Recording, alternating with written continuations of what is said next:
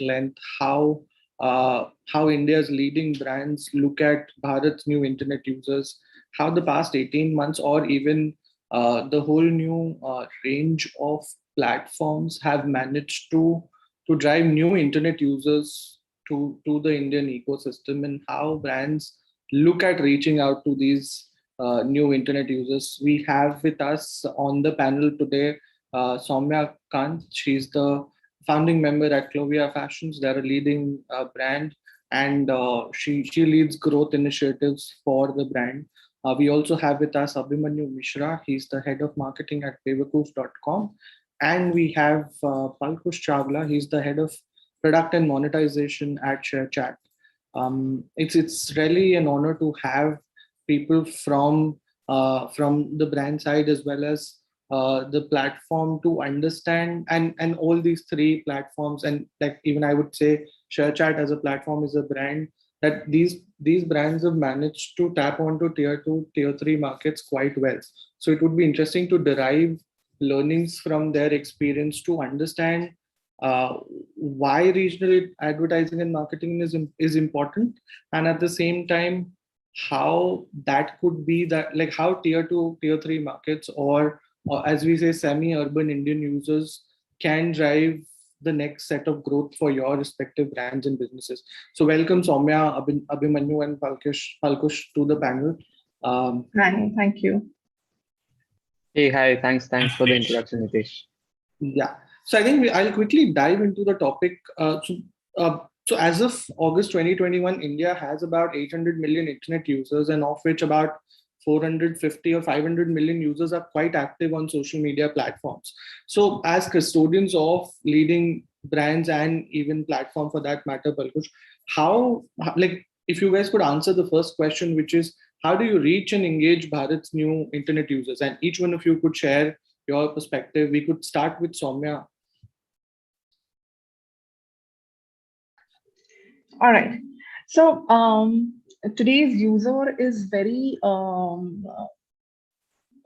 the human side of our users and of our brand has become very important to any user who's coming on the internet today.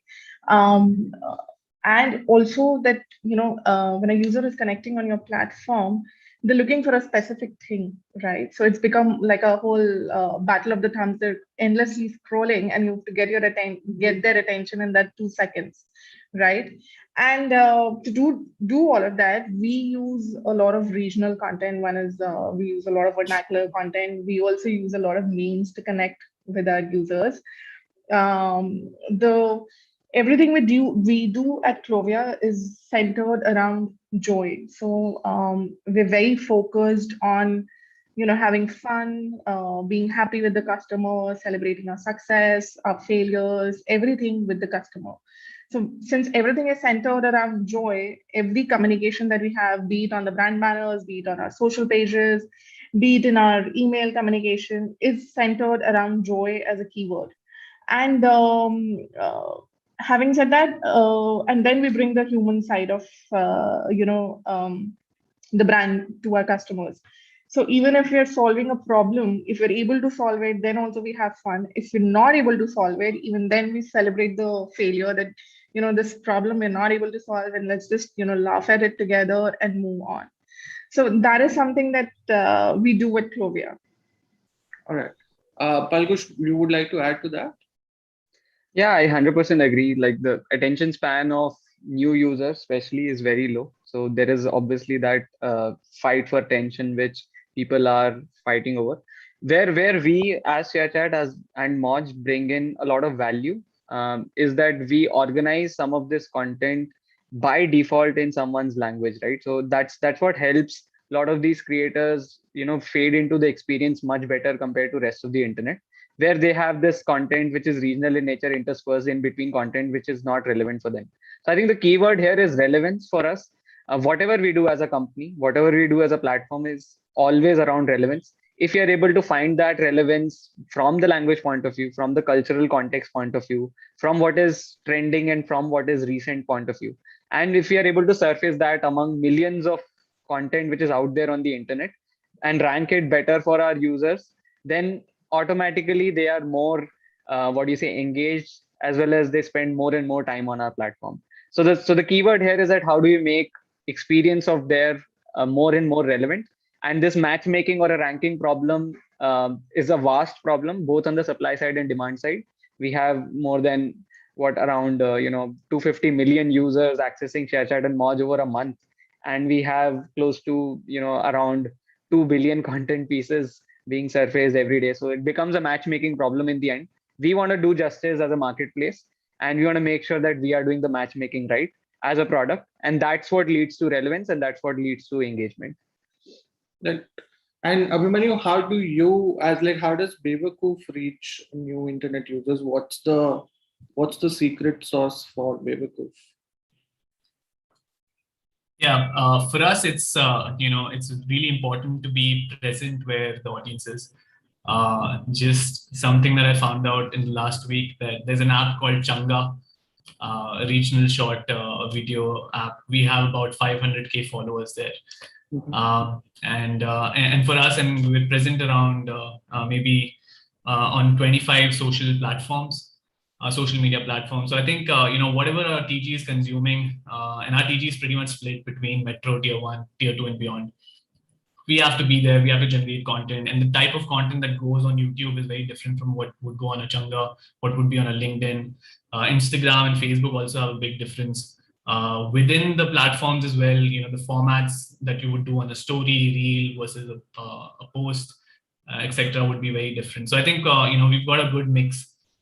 We know which audience, or we try to understand what works on what platform, and that's how we try to reach new audiences on. A lot of these apps, for example, are very driven in the tier 2 market, right?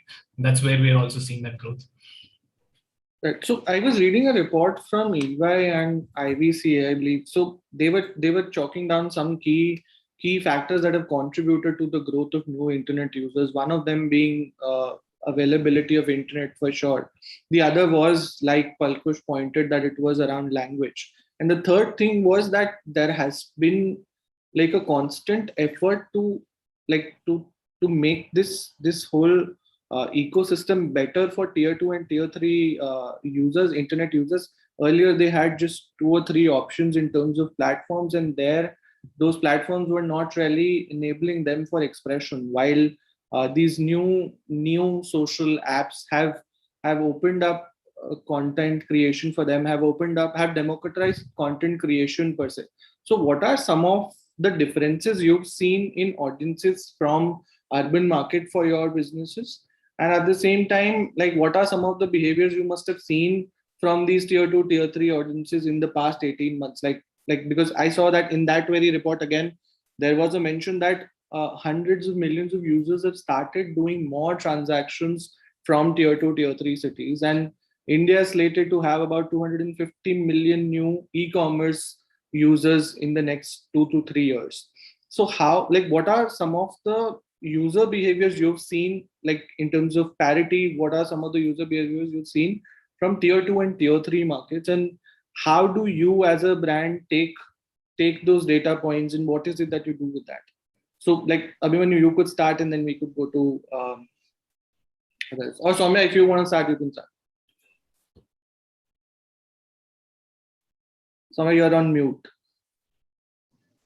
I grew up in a tier 3 city, and the first problem that they face is availability of the product. So, I grew up in a small town of Haridwar where we didn't even have a shop selling lingerie, and our mother used to buy from a auntie who used to, visit at home and carry stuff in a bag with limited sizes, limited products, and that was the availability for us.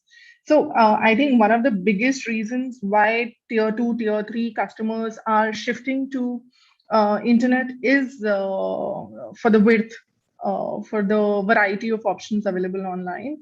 And when you build in that regional preference into your products and you provide a bridge to premium range to these tier 2, tier 3 customers, and you bring a almost a mall experience but online to their homes, that is what makes all the difference for them.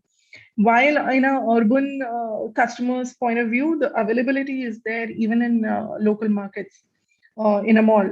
For them, the transacting online is focused mostly on ease, to not have to step out of their homes, to not have to go to stores, to be able to transact easily online. But for tier 2, tier 3, it's more about availability than anything else. So we've seen that our customers who are transacting from tier 2, tier 3 and beyond are coming to the platform because they've been able to experience a mall-like experience, and they've been able to find things that they've not found locally. Right. And Palkush, do you have any insights, like consumer insights, essentially from tier 2, tier 3 markets, and how are they, like, how the consumers there different from what we have in urban markets? Yeah, absolutely. So for the largest period of time, till I would say, 2014, 15, the inspiration for shopping has largely been TV and Bollywood, right? And because of internet penetration, especially content penetration, which is, let's say, YouTube, Moj, ShareChat, a lot of this inspiration has proliferated beyond urban cities. And because this inspiration and inspirational content reached there, the aspirations of people followed that I want to buy what I'm seeing, right? And from beyond TV and Bollywood celebrities, now you have digital celebrities who are driving a lot of this inspiration, which we call influencers. And we, as social regional platforms, host a lot of these influencers. Once these influencers are there, then, like Soumya said, the only roadblock when someone who wants to buy is access. And if, let's say, e-commerce companies are able to solve for that access, either through a distribution channel which is social in nature, and a lot of reseller commerce, which is, let's say, Mishra and the likes, are solving for that distribution, or through marketing channels like ShareChat or Moj, where this access is at least solved because at least people are aware about these products and are able to instantly gratify themselves by quickly buying those products through a very simple to use interfaces or easy to use funnels in their native language. That's what solves for a lot of this new 200, 250 million shopping behavior. And that's exactly what we are trying to build as well. We want to build video shopping experiences within Moj and ShareChat. Cannot talk a lot about it, but a lot of this is going to open up for brands in the coming quarters, where brands would be able to kind of share their catalog with all these influencers, and influencers are then tagging their content with that catalog, and users can instantly buy through very simple funnel from that video surface itself, as much as as easy as possible, in few clicks, which is what I feel is going to leapfrog a lot of this tier 2, tier 3 commerce to beyond utilitarian commerce where it is right now, where brand awareness, brand building, these things are very costly as of now, but they can be largely content driven, which is going to be cheaper. True, true. And Abhimanyu, you spoke about personalizing your content across like 25, 30 social platforms. I'm sure there must be some insights that you must have chalked down at your end at Biviku, that if I'm talking to tier 2, tier 3, this is the kind of content I would be creating to drive probably awareness. And at the same time, this is the kind of content I have to create to drive sales for babycook.com from those markets. So like if you could also give us a sense of the kind of insights in terms of behavior that you have at your end and that you've observed. Yeah, with our social media at Bewakoof, sales is not the objective. It's more on reach.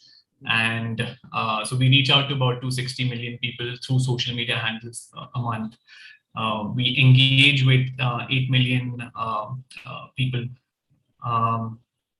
a month, right? And that's the prime objective. Sales is the byproduct that we see through our social media strategy. And how do we sort of personalize it per platform? It's a trial and error. We see what works on that platform the most. We post maybe 10 things, 2 things work, and then we optimize. So it's very custom to what the platform is. In terms of trends, obviously Soumya and Palkush have pretty much answered that question with reach and accessibility, influencers driving the entire buying behavior as well. I think what we're realizing and what it's a challenge for us at Bewakoof is that the kind of shopping behavior that we're seeing from tier 2 markets it's quite different from what you're seeing with the metro audience. So the kind of products that are selling with the kind of t-shirts, pajamas, etc. We see that visible difference. For us, it's pretty evenly planned out. Tier 2 and beyond is pretty much I think 33% of our business. So it's a big chunk, and I think we're, sort of our internal decisions are also based on how do we cater to this audience differently, in terms of shopping experience plus the product offering as well. Got it. And like one of the things, like one of the challenges that I've heard from a good majority of retail brands is that there are limited resources to sort of tap onto tier 2 and tier 3 markets, and at the same time there are no, like you said, that a lot of it happens from trial and error for a lot of brands. So like what are some of the challenges you've seen when you try to tap onto or enter into a new market which is not an urban one but a tier 2 tier 3, and like how have you addressed those challenges? Like if you could share some use cases, say Bewakoof trying to enter into a certain region, and this is what you got initially, and this is how you course corrected. And probably others could also share one-off examples. We could start with you, Abhimanyu, and then. Yeah, one is on the product side. We've launched regional collections, which so we've for us, right? For example, we've launched Bengali, we've launched Telugu, Punjabi, Gujarati, Marathi. These three languages have done really well. We've tried a lot. We recently launched Tamil as well. And what we're realizing is that every market is different. How you reach out to those audiences is another challenge. Sorry. So the kind of success that we saw with Bengali and Marathi, we're not seeing that with Telugu, and that's a challenge for us. And how do we reach out to those audiences? It's primarily influencer marketing. I think that's a big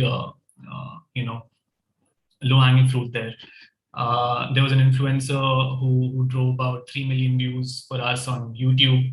And he was a regional Bengali influencer that drove a lot of sales for us. So I think this is the sort of distribution that we're seeing. These are the kind of challenges that we're seeing. Apart from that, I think, in terms of distribution, on the paid side of it, it's very straightforward. In fact, we have significant amount of investment that we're doing with the West Bengal and Assam market, because the trend there is, the shopping before Dussehra and Durga Puja sort of really spikes up. And that's what we're trying to take advantage of. So I think the paid side is more easy. Of course, the downside of it is the heavy investments that go into it. The distribution with influencer marketing is something that we're currently, exploring. Right. And Soumya, like how is it for you at Clovia?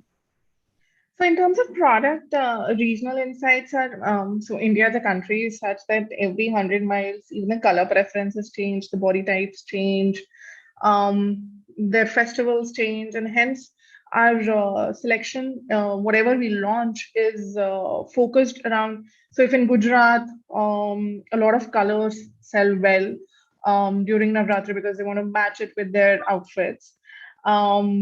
Similarly, in Northeast, we'll see that a lot of high fashion will work better than what it will work better in North.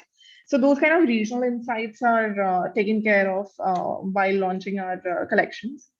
In terms of regional marketing, we don't follow a brand ambassador kind of model. So what we do is we pick up these mini influencers who are big in their specific regions, and we get them to talk about the product, and it connects well with their audience because they're able to speak their language, they're able to connect on the content that that particular region is consuming. And yeah, so that's what we do on the regional bits. Right. And Palkush, like you see that these brands have tried content across different languages. I know, and I know that ShareChat for Business would also have a good chunk of opportunities for brands to explore in that space. So, like, what are the kind of micro or macro trends you've seen from brands who are looking at tier 2, tier 3 markets? And like, have you come across any specific use cases wherein you've seen that certain brands who are entering into a new market, or who are kind of thought leaders in that market, like, but then you've seen their journey from 0 to 1? No, absolutely. And I think, and I'm very, kind of surprised that like regional marketing, I understand why influencer marketing there makes a lot more sense because you are by default filtering the contextual audience. But finding this audience on your typical Facebook, Google marketing is very hard. And that's why I, kind of am very happy that, for regional audience influencer approach is being taken. One thing which we have seen, which adds a lot of value, is that if you look at the influencer pyramids in each of these regional markets, the reach of the influencers is not necessarily very high compared to majoritarian language influencers like Hindi and English. And that's obvious, right? Because Hindi and English attract a large amount of audience. And the influencers in these markets are also fragmented. So there are not necessarily very large digital celebrities in these markets. Largely, it's still driven by TV and Tollywood and the local regional movie industry celebrities who are garnering the most of the reach across a given region or a language. That is where I think a lot of people have found, especially brands which are targeting regional audience, have found a very good fit in ShareChat, because on ShareChat you don't have to necessarily invest in a top tier influencer to reach, and your cost per reach, all of those can be scaled very similar to how you would on a Facebook or a Google, because you can configure your campaigns for a specific language. And I don't know of any other large massive app which takes language as an input, and because you're mobile, so the cross section of language and geo both as an input, and is able to give a massive audience base of, for example, if you look at our overall MAUs, only around 40% is Hindi. Rest 60% is all non-Hindi audience, right? And on this 65%, even if I take a cut of, let's say, Telugu, if Abhishek was saying that Telugu influencer does not work, so that itself is a DAU of around 9 million people. That's a daily active user base of 9 million people, right? So if we are looking at targeting based on language, and especially if you have products which are culturally language relevant, which is t-shirts like Bevaku, I feel that it's like almost like a very cheap experiment to also try ads compared to just influencer marketing, because a lot of brands, and I can name a few, for example, Bharat Focus and language focused brands like Pratilipi, Pocket FM, and a lot of gaming clients who are targeting regional audience, especially, for example, Rummy apps target South Indian audience a lot more. They have found much better ROI compared to Facebook and Google on ShareChat ads. And the only reason is because they're able to find these language and regional cuts much more precisely and at a very high scale compared to, let's say, any other regional publisher which you might have. So I think influencer marketing is one definitely good filter to find the right audience. I would say that another cheap experiment, and especially the one which can scale quite well as a marketing channel, is to try regional ads and regional social ads, especially on platforms like ShareChat and more. And it's not just a plug. I'm just sharing that some of these brands have found success, and I find it surprising that influencers is the only channel which D2C brands are still using. Yeah, but I wasn't aware ShareChat had chat, so ads. And I think I'm a little surprised. I will check that out now. Yep. So right, I mean, I think even like each one of you spoke about influencers at length as well. But like given the regional markets, like Palkush had also pointed, there are very few or probably like very limited local influencers who might have scale. And at the same time, like these are places where probably you as bigger brands can create new influencers, can create new celebrities, like probably identify some local people and associate with them. So like, are there any other, I'm saying that like, have you ever tried any experimental stuff, like anything very experimental in these local markets, which might not be even documented anywhere, but like that is one hack that has really worked for you as respective brands in a certain market? It could be some trick that you never thought of, just like a random idea that came to the table and you did a pilot on that.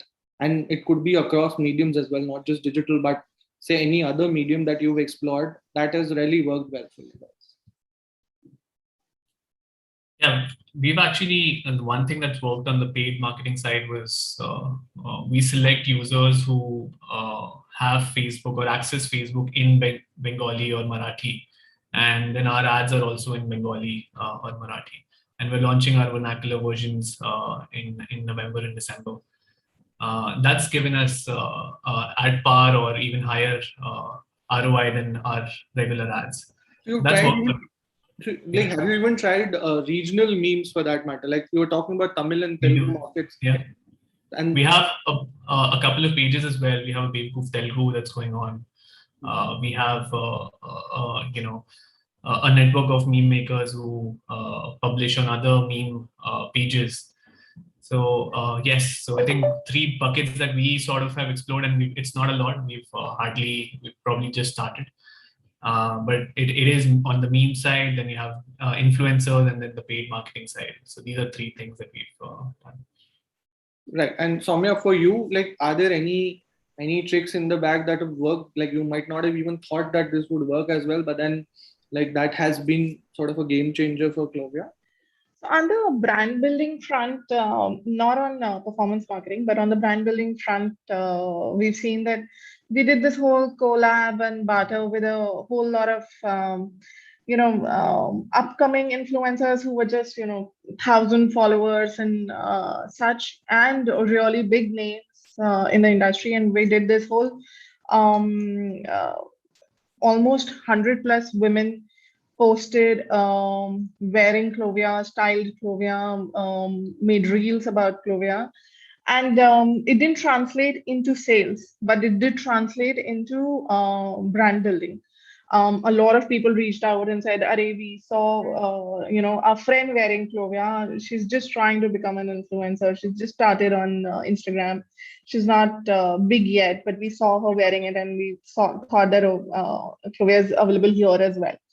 So that worked on the brand building front for us, yes. And Palkush, you've seen any very like off the hook example which you would not have thought that this might drive growth or drive any brand building efforts for a brand, but have worked well in these tier 2, tier 3 markets? Yeah, not for D2C, but Flipkart recently did a campaign on Moj. So they hired around 100 influencers of Moj, and these were not necessarily your top mega influencers, but these were largely, local influencers, but still at a fairly significant scale. So assume someone, average followers of these 100 influencers would be between 500K to 1 million on Moj, right? And these influencers, because the delivery of their content is very, very relevant based on language, based on affinities towards their content rather than their social graph. So the same influencer on Instagram would have delivery of their content to mostly to their followers, which follows a different kind of a optimization where, let's say, delivery is to someone who follows them, right? And it's a very status driven kind of a product. But on Moj, the content itself is what drives virality and views, right? So the social graph is secondary. What is most important is whether this specific user is going to find this content engaging or not. So they did this campaign as an experiment. They hired 100 influencers, paid them a fixed sum, and then asked them to create free flowing content on some of the list of Flipkart products. So they gave a list of, I think, around 200 products to choose from. Most of them were ethnic wear. So you would have saris, kurtis, and products in those fashion category. And this campaign went viral. Like we were expecting close to around 50 million views because they were like around 100 influencers. And we got somewhere around 150 to 200 million views within a much lesser time. And because of this happening, now we started thinking as a platform that are we missing this out, that there are latent brands or there are latent advertisers who we can do this matchmaking very well to. Because to be honest, short video influencers are not your Twitter or Instagram celebrities that people will know of, right? So we have to act as a gatekeeper as well as a matchmaker for the influencers as well. And we want to do that through data enrichment, because we want to make sure that when someone is paying some money upfront to these creators and influencers, that it's slightly more data driven than just looking at their portfolio of content and paying them, right? And that's why we are trying to build a creator marketplace where we can help brands, especially D2C brands, do this matchmaking themselves at scale. So think about you now saying that I want to reach this audience, this is my budget, and then you get a shortlisted set of creators in short video. It could be 100, 200, 300. Who knows, maybe you can even do campaign management within this tool. You can say that I want to spend this much money, and people can bid for it, that, okay, I want to pick up this and I'll create this content. Content can be approved by the brand. So this entire life cycle of influencer-led commerce, especially for these micro nano influencers, like Soumya said, we want to make it ROI driven because we saw that ROI happening for Flipkart. And Flipkart obviously now will consistently do this again and again. But the question in our head is that how do we make it easier in terms of participation for a lot more of smaller brands as well? That's where this building a marketplace and kind of brokering this engagement of creators with brands is something which we want to focus on. Great. So like I'll pick up a couple of questions we've received across platforms, and like I'm trying to generalize them for everyone here. So because we've spoken a lot about tier 2, tier 3 markets, and there is a lot of data which is available for people saying that X% of sales have increased in the last 18 months from tier 2, tier 3 markets. So, and like there are people who are attributing that those sales to certain platforms or to certain mediums, so to say. So like Abhimanyu, Soumya, can you guys give us, like, I'm not saying you give me an absolute figure, but like a ballpark range as to what percent of your sales are coming from tier 2, tier 3 markets? And from a distribution or a platform standpoint, like media vehicle standpoints, like what's the kind of mix that you follow, that this X% goes into paid across some platforms, X% goes into influencers, then probably X% goes into like I was saying, some experimental budget that you might have? So for us at Clovia, almost 65% of our customers come from tier 2 and tier 3. And that number has only grown in the last 18 months, ever since COVID began. So it was already at 55% plus, and it's gone up to 65 now. In terms of marketing, I'll not be able to give you an exact breakup of how much we spend where. But like an absolute figure, like a relative figure, so to say. Not even a relative figure actually, but I did read the question that somebody had asked in the Q&As that why is it that our marketing is entirely focused on digital and not on the archaic forms of cinema and TV and or hoardings, etc. So I can tell from that perspective that why is it digital led and not OTT led. One, that platform is very expensive. The other is there's no trackability when you do a TV ad per se. So we like to do Clovia as a brand is not. We're a performance-led marketing platform, and the brand building happens on its own at the back end. It's not that it's taken a backseat, but we do believe that if you're selling to a customer, if you're speaking to the customer via whichever platform, the brand is definitely happening. The brand building is definitely happening as a parallel process. We don't believe that brand building can happen only if we do a TV ad or a small bite in a cinema hall. Plus, we don't know who saw those ads, how many people. The trackability is very, very limited. The analytics that you can get from that are very limited in nature. And hence, our spends are more focused on digital. And in digital, of course, it's distributed across social platforms like Instagram, Facebook, the usual kitty. And how is this for you, Abhimanyu, at Papercoop? I know that you are also a digital native brand, and I think pre-chat we had a quick discussion on that. But then if you could share some insights. Yeah, for us, it's 1/3 of our businesses through from tier 2 and beyond. It's been similar pre-COVID and post-COVID. From our advertising spends, we rely so much on the machine learning of Google and Facebook ads that they optimize for the best customers or the best conversion that we can get, and it's pretty evenly split. So we've not seen that kind of a growth in tier 2 and beyond market for us. Or the growth from metro and tier 1 has been significantly in the same trend. Yeah, that's pretty much And is there any other bucket that you've seen other than paid, like you were talking about influencers? So like relatively, Yeah. how much of your percent budget goes into local influencers, so to Yeah, say? so in influencer marketing is about 10% of our marketing budget. Primarily, it's not more than that. It's a relatively smaller bucket. And we spend at least a 25% on branding, which is top funnel investment, and we've seen great results for multiple years. We were always dependent on performance marketing. We launched a campaign with Rajkumar Rao and Sanya Manotra, which boosted our organic traffic by 30%, almost instantly.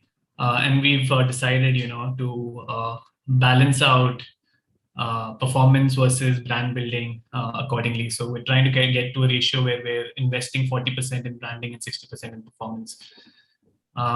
But within that, influencer for sure, majority goes in the tier 2 market. Branding as well, we have dubbed version of Sanya and Rajkumar ads, etc., which we run on different markets, which are seeing pretty high CTRs and good ROAs.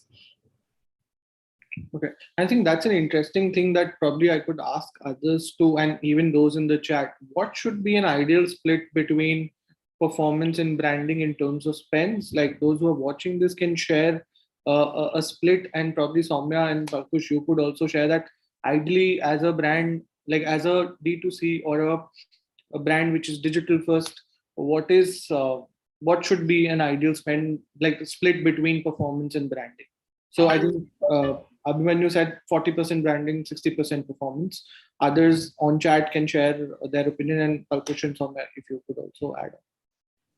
I think it depends a lot on the audience and the kind of product. If product is innovative and it's a new launch, then the branding and the brand awareness and product awareness has to be the primary goal first, and then that can funnel into performance later. But if it's something which is a replacement product or something where the product innovation is lesser than the brand innovation, then it just being at the right place at the right time in front of the right customer's eyes is more important, and hence performance split should be higher.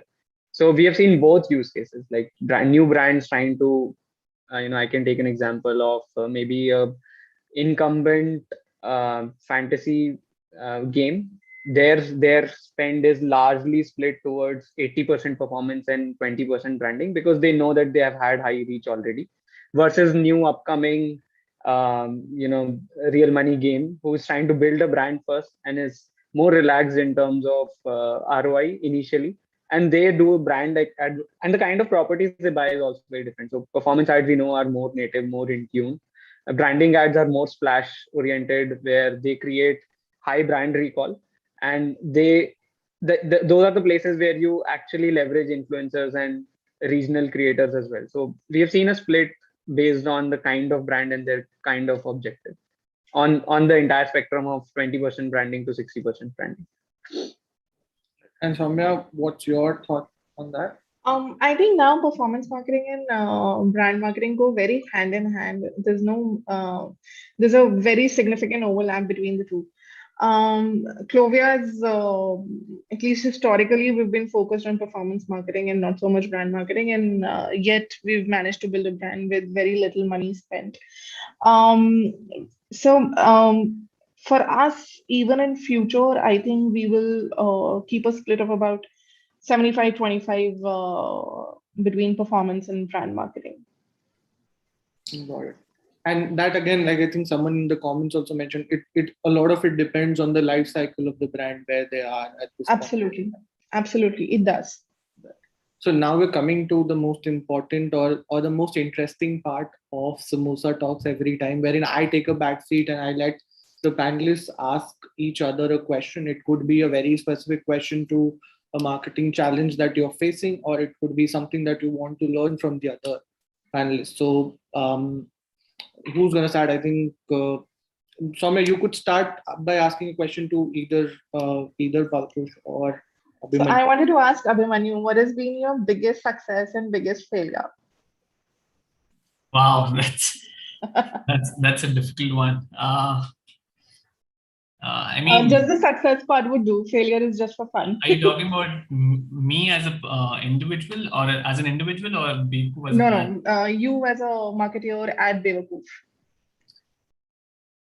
Okay, so I think biggest success would probably be, like selling the first T-shirt that we sold in 2012 to being on a run rate of 300 crores right now, and obviously going through all those years of all the ups and downs of Beku, of course. Um, I think failure is going to be difficult. So there was so many failures in between, right? So I don't know which one to point That's out. why I said that failure, never mind. Successes would do. But then, like, we could just, like, if you could share a failure that has been, like, that has changed the way you look at marketing at Babyproof, and like you've learned a lot from that, and that is something that probably others could also draw inspiration from. Yeah, I think it's goal setting, a lot from the HR or the team management and leadership point of view. Your roadmap, goals, KPIs, the OKR section, the framework that we have. I think for a long time that wasn't there, and that played a huge turning point at Babyproof for us in around 2 or 3 years ago. Setting up the leadership team and sort of. I think that's a learning for sure. We realized later that we wasted quite some time not having that. When you have some certain goals in front of you, it's obviously so much better to be chasing it. Yeah, it's a very difficult question to answer. Right? You're putting me on the spot here. I am sorry, Abhimanyu. Don't return the favor. Abhimanyu, now you could ask a question to Palkush, and then Palkush could close the loop with a question for Soumya. Yeah, I'm very interested to know, right, how does a brand like Babyproof try out ShareChat? And do you guys I mean, we've been doing a lot of media spends, especially digitally, and we weren't really aware of ShareChat ads. So my question is also, maybe you can do something about awareness between advertisers or in that community. Or we might have missed the trend, maybe. No, I think it's relatively new. So we launched ShareChat ads publicly as a self-serve platform only 3 months ago.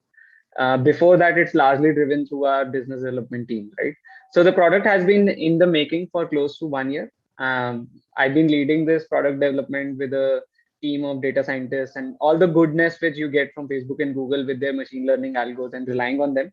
We want to replicate that for all brands. So we found a really good fit in Bharat Focus brands, and that's something which we are extremely proud of. That in a very short period of time, we are delivering much better ROI for Bharat Focus gaming clients, Bharat Focus content apps in terms of cost per installs, in terms of other performance budgets as well. Something which is still in the works is how do we optimize for end conversion? And I know that's what the bread and butter of your strengths are on Facebook and Google. Even without that, and that's just maybe a couple of months away. We have just launched ShareChat Pixel. We are tuning our algos to optimize against those conversion events. But even beyond that, you could essentially sign up on ads.sharechat.com.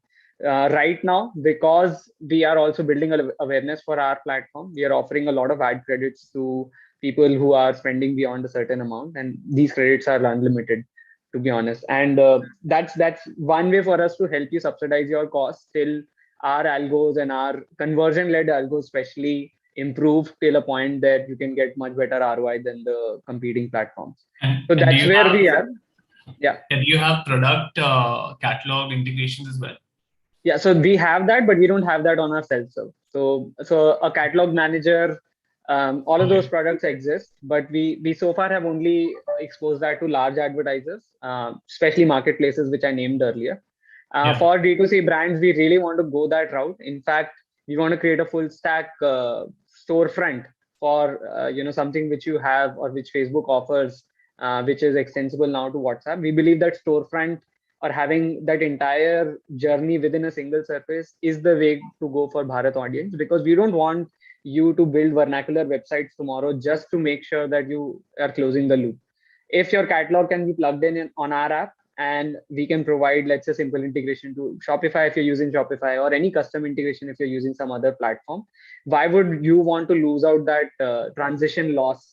Because, or why would you want to invest on a lot of these vernacularization of your website? Like, you should be able to plug in your catalog, run social ads on top of that, and then just drive business for yourself, right? And that's the direction. And the step-by-step approach is that, first we let you get traffic which is already live. Very soon you can optimize that traffic on conversions, which is where ShareChat Pixel comes into picture. And then the next step is that we want to build that storefront within our app as well. So especially for D2C brands who would want to leverage this massive audience and then have very, very competitive cost per transactions or whatever ROI metric you track compared to other platforms. So we are much more localized, much more agile to build this stuff, and hence we are trying to do justice to this audience by making sure that this brands connect is nice. Great. So I'll check out ShareChat ads immediately after this. Yep. Yeah. Thanks. Palkush, what's your question for Soumya, and then we could just. Yeah. So one of the questions which I have is slightly, maybe more specific to your experience. So what are especially this majoritarian platforms, which is YouTube and ShareChat and Moj as well. We have massive heterogeneous audience. Our audience is not homogeneous, right? So if at a scale of 200 to 50 million users, you have to find certain right targeting cuts for you to drive your product. So some of those targeting cuts are obvious for your brand, right? Beyond your typical demographic cuts, what are the things that you look for as explicitly removing or adding in your campaigns just to make sure that the ROI is higher beyond algos taking care of themselves? Honestly, we're almost 100% data driven. So we collect almost 2.8 million users, and 150 million data points are collected, churned out every night. And then those insights are fed into, how a designer should look at creating a product, how a marketer should look at promoting the product. So it's not really a manual intervention per se. We're very focused on what the data is suggesting us to do. So I'm sorry if my question was confusing. I meant ad campaigns, because you said 75% of your budget is. That's also all data driven. It's not really a manual intervention on there, except the memes wherein we do, this one performed better, so let's do more of this. Got it. Sure. I think I have last few pointers to talk about. One thing which a lot of people wanted to know is, and these are some upcoming on the rise D2C brands as well. So what are some of the trends that D2C brands should foresee in the coming years and in the coming quarters, so to say? If probably Abhimanyu, you could start, and then we could have Soumya and. Yeah, a couple of things. One is social commerce. It's pretty big in globally. We have a product called B Shots. It's a new app that we've launched, doing very promising early results. So it's on social commerce, and you have some great examples, right, of players in China who've really scaled up massively. I think in India, the front runners are right now Trell and Bulbul. They're doing a great job.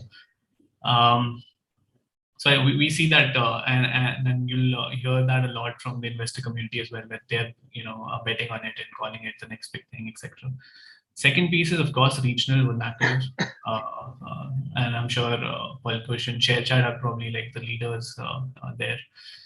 I think the next piece for us, or B2C brands especially, would be how do we leverage and reach out to them and sort of grow our market there.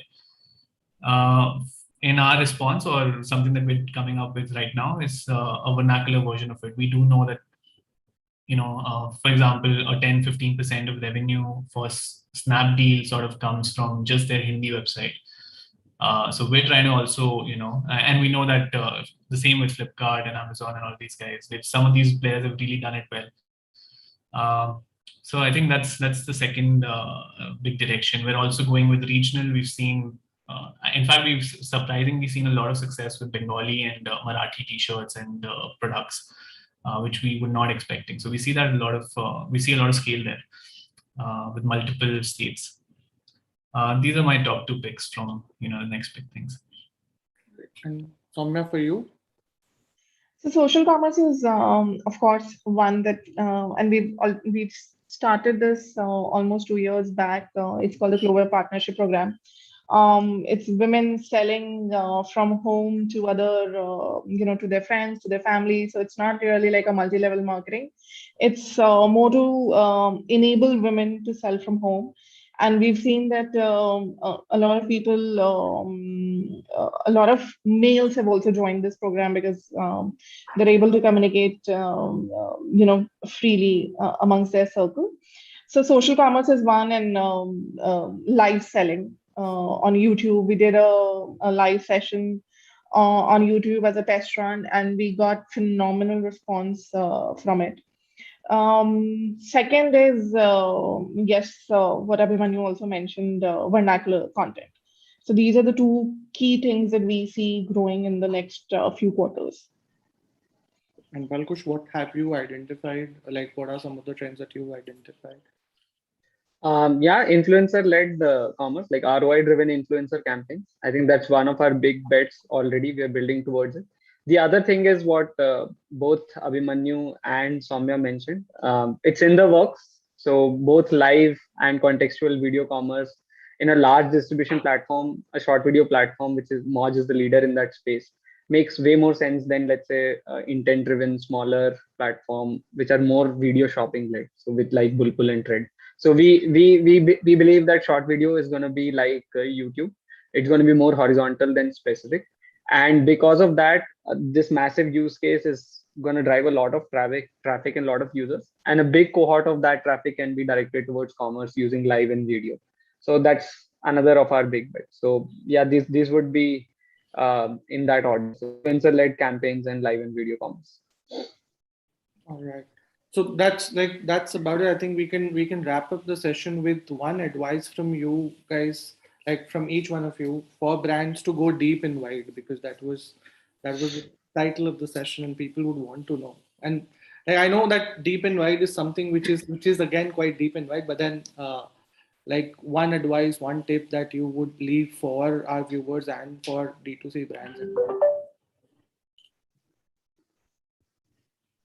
Yeah, I'll go first. I mean, the biggest. Okay, so one advice. Now it's not a biggest. So, there's so many things, right? But one thing that I'd like to put forward is just make sure your organic growth is happening. And your organic direct traffic, or if you have a D2C, obviously India's seeing a big growth in or a big trend in D2C brands coming up, right? This wasn't the case maybe 6-7 years ago. And you have so many great examples of people who are doing a lot of these niche brands in the US that will come to India as well, I'm sure. But some of the things that I've noticed majorly is the over-reliance on certain channels for your growth, and it needs to be accompanied by organic traffic and direct traffic. For the longest time, for Babypoof, it was always our main objective that whatever we spend, whatever we do on digital marketing, etc., however we grow, word of mouth and organic traffic, right, needs to be more than 50%. So even currently, it is 55% of our sales come directly from people who open the app on their own, visit the website on their own, and then and I've seen other players as well where their organic share is maybe at 10%, 15%, 20%, and I think that sort of spoils a lot of things, and people don't realize how important organic is. Soumya, what would be your advice? Our advice, usually, one thing is stay true to the customer. Don't try and sell what you want to sell. Please learn from the customer feedback, learn from the customer insights on what they are looking to buy, and mold your product accordingly. That is one. And second is track your repeats. Is the customer happy with you and is coming back to you again? Track the customer life journey. So if she's starting with you as a beginner, as a teenage bra user, is she willing to come back to you when she reaches the next stage of her life? So my advice is to stay data focused and not so much gut focused. Right. I think retention is quite underrated in that sense. Palkush, what's your advice? And we could then close. Yeah, so the advice is very basic. Try to contextualize whenever you're going vernacular. So the biggest mistake we see people doing is that they run their standard best performing English creatives on Facebook and then just translate it and put it on our platform or whenever they apply language targeting, but contextualize with the right cultural context. So, that's easier said than done. Even, for example, I've seen bad examples of memes being translated and them not being funny at all, right?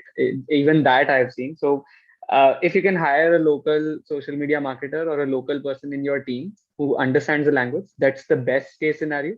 If you don't want to invest there, reach out to platforms like ShareChat. They can help you in some of this contextualization. Like, we provide services where we connect our creators to create an ad for you. We even do that because some of our creators who are onboarded on our platform, they are looking for livelihood opportunities like this, and this is something which unique we offer. So even to our self-serve clients, like, you can reach out to us that, okay, I don't have capability to create Telugu creative, what do I do?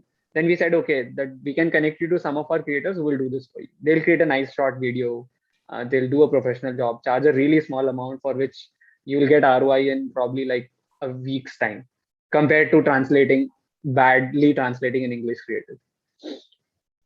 Great, great. So I think this is one thing Abhimanyu had also mentioned, and quite a few people in the Q&A and section had mentioned that people really want to know how they could do ShareChat ads, or what is, like, how do they run ads on ShareChat. So probably the team could run this this short PPT that Palkush's team has, and we could then close on the session. Yeah, if we have, we can share that, but otherwise it's fairly simple. Yeah, you log on to ads.sharechat.com. That's it. That's all what you need to do. Every information is there. Just one additional thing which we want to share is that we understand that it's hard to build ROI on a new platform. We completely understand that. We have also grown digitally. We have also spent a lot in performance marketing, and we know it takes time for new campaigns to run and come to a stable state. Just to help you in that, we want to subsidize some of those experimentation costs, and hence we are offering the 1:1 credits on all the money that you load on ShareChat, right? So, and we as a platform are very transparent in terms of where your money is being spent. So you can see 100% transparency reports in terms of budget controls, in terms of how much you're bidding for each click, and very soon how much you're bidding for each transaction as well. So that's coming soon, but we understand that this requires some experimentation, and we are the new entrant here. And Facebook and Google have hogged in a lot of these budgets, which are hard to move for a digital marketer. It always seems like a risky bet, but we want to help you with that, and that's why we are subsidizing some of this with ad credits. Yep, that's about it. We have an upcoming masterclass if you want to know more about learning how to use the platform, especially the tricks which I just mentioned about creative contextualization, as well as what kind of targeting is something which we see have worked in Vernac audience much better than what bigger platforms provide. So do join in that masterclass as well at 4 p.m. on next Wednesday, that is 29th. Great. Thank you, Palkush. Thank you, Abhimanyu and Soumya, for sparing our time for this session. I had a really great time learning a lot from you. Probably as and when Social Samosa thinks of going to tier 2, tier 3 markets, these are some insights that would really help us. And I look forward to this masterclass also, Palkush. Like, I hope others also join in. Thank you. Yeah. Thanks a lot, guys. Thank you so much. This was a fun session. Thank you. Thanks a lot, Hitesh.